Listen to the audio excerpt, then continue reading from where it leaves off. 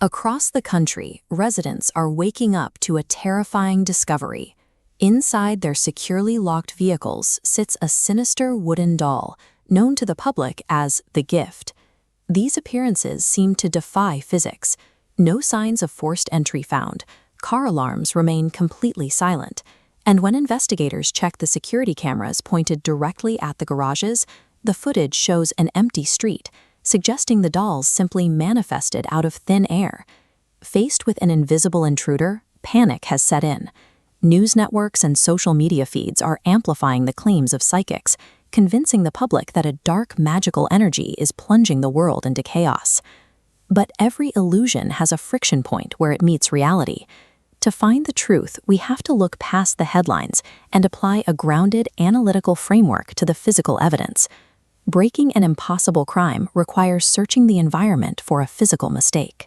Magic is often used as a cover for a very human error that the perpetrator couldn't hide.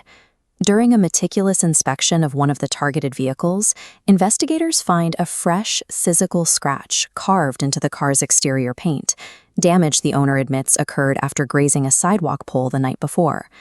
The owner is certain the scratch was there when the car was parked, but the official record tells a different story. When we review the supposedly unedited security tape from the time of the break-in, the car's exterior is completely pristine.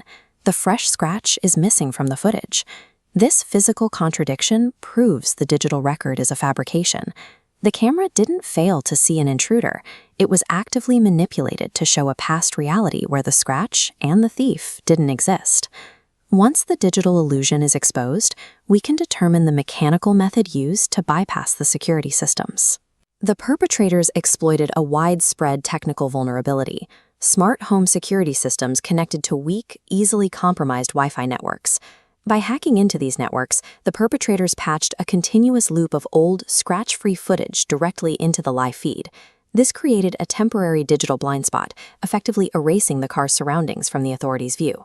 During this window of invisibility, human car thieves used standard tools to manually bypass the physical locks on the vehicles. They placed the dolls on the seats and vanished before the hackers restored the live camera feed, making the intrusion look instantaneous and impossible. Locked room mysteries of this scale are rarely the work of the occult. They are the result of a carefully timed synchronization between digital manipulation and physical trespassing. The focus now turns to the victims. Analyzing why specific individuals were chosen reveals the logic behind the entire operation. The crime was facilitated by a sophisticated misuse of data privacy. Each victim shared a specific digital profile that made them vulnerable to this exact type of psychological warfare. The perpetrators scraped personal browsing data to find users who frequently researched occult topics, deep conspiracy theories, and end-of-world predictions. By placing a sinister doll in the cars of people who already believe in supernatural darkness, the criminals ensured their targets would bypass logic and succumb to immediate, localized panic. Once the target is convinced of a curse, they begin to attribute normal daily mishaps, like a small kitchen fire or minor injury, to the doll's influence. The perpetrators weaponized the pre-existing fears of a meticulously selected audience to ensure their impossible event had maximum psychological impact. The final investigation follows the money to find who benefits from this manufactured state of emergency. Every element of this operation, from the hackers to the thieves, requires significant funding. That investment is only logical if there is a massive financial return waiting at the end of the panic. While the public looked for spiritual answers, the merchant behind the scam deployed targeted digital advertisements for return talismans, offering the victims a way to send their manufactured bad luck away. By hitting 10 cities simultaneously and directing ads only to those who received the dolls, the operation achieved a staggering scale.